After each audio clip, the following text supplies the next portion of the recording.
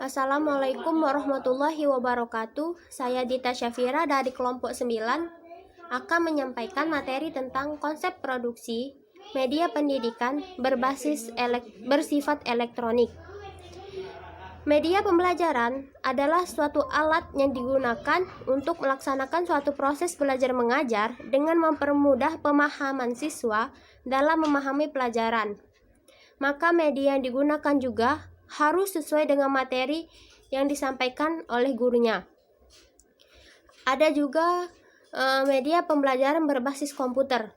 Komputer adalah salah satu alat produk sains dan teknologi yang merupakan satu mesin elektronik yang dapat menerima arahan atau data digital, memprosesnya, menyimpan dan mengeluarkan hasil dari data yang diproses. Pembelajaran berbasis komputer ini merupakan proses pengembangan kreativitas berpikir yang dapat meningkatkan kemampuan berpikir peserta didik. Dapat dikatakan bahwa pembelajaran berbasis komputer saat ini bisa membantu peserta didik dalam pembelajaran. Mereka bisa mencari informasi tentang pengetahuan apa saja yang mereka ingin cari. Salah satunya yaitu mereka bisa mencari di Google. Banyak sekali materi apa yang ingin mereka cari di Google. Atau mereka bisa mencari di Google Books atau e-books. Di sana juga bisa mencari materi apa yang ingin mereka cari. Dengan internet sekarang ini, peserta didik bisa belajar sendiri dan atau mengulang pembelajaran apa yang ingin mereka ulangi. Karena di semua sekolah sudah bisa pembelajaran media berbasis komputer saat ini. Dapat dikatakan juga tentang ujian, mereka sudah berbasis komputer saat ini. Karena teknologi zaman sekarang sudah semakin canggih. Sekian materi dari saya. Wassalamualaikum warahmatullahi wabarakatuh.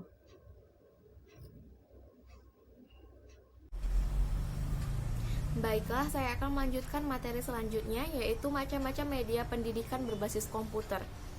Salah satu jenis produk aplikasi komputer sebagai langkah inovatif adalah pengembangan pembelajaran berbasis komputer, baik dalam multimedia interaktif atau CD interaktif pembelajaran, maupun pembelajaran yang berbasis web dalam bentuk e-learning. Yang pertama yaitu internet dalam pembelajaran atau e-learning. Aplikasi komputer dalam bidang pembelajaran memungkinkan berlangsungnya proses belajar secara individual atau individual learning.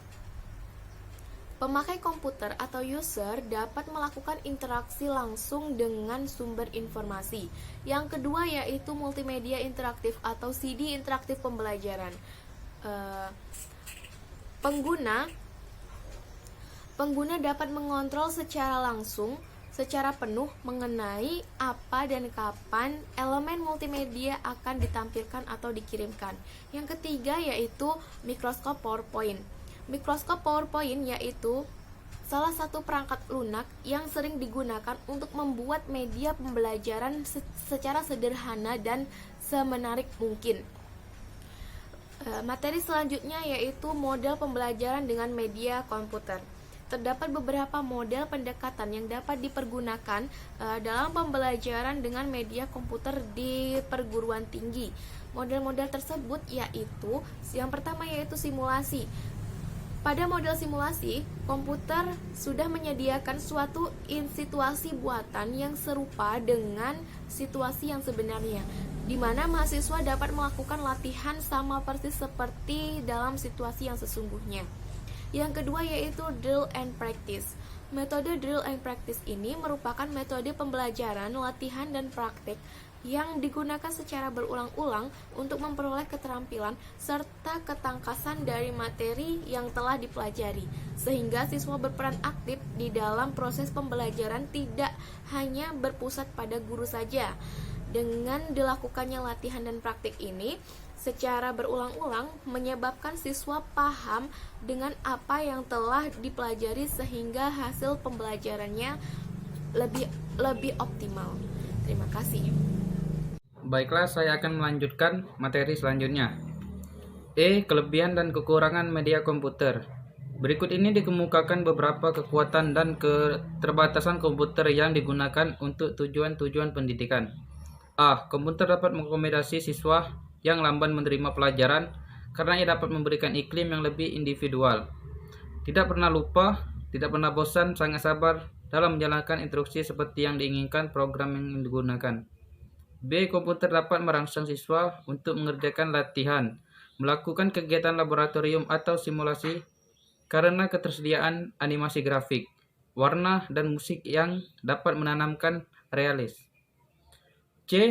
Kendali berada di dalam siswa sehingga tingkat kecepatan belajar siswa dapat disesuaikan dengan tingkat penguasaannya.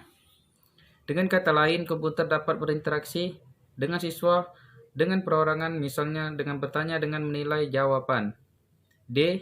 Kemampuan merekam aktivitas siswa selama menggunakan suatu program pengajaran member kesempatan lebih baik untuk pelajaran siswa secara perorangan dan perkembangan setiap siswa selalu dapat dipantau. Dapat berhubungan dengan dan mengendalikan peralatan lain seperti compact disc, video tape, dan lain-lain dengan program pengendali dari komputer. 2. Kekurangan. Menggunakan komputer diperlukan pengetahuan dan keterampilan khusus tentang komputer. Keragaman model komputer atau perangkat keras sering menyebabkan program software yang tersedia untuk satu model tidak cocok dengan model lainnya. Komputer hanya efektif bila digunakan oleh satu orang atau beberapa orang dalam kelompok kecil. Untuk kelompok yang besar diperlukan tambahan peralatan lain yang mampu memproyeksikan pesan-pesan di monitor ke layar yang lebih besar. Mungkin ini saja yang dapat kami sampaikan, lebih dan kurangnya saya mohon maaf, pada Allah saya menampun. Billahi taufiq wal hidayah. Assalamualaikum warahmatullahi wabarakatuh.